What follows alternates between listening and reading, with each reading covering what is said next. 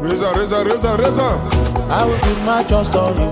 Anywhere you lead me, I will go. We want revival, your heavenly fire, not just the song that the world below. We are tired of weaknesses. We are tired of arguments. We need your power. We need your power. Spirit, on the battle. I don't try to the work out.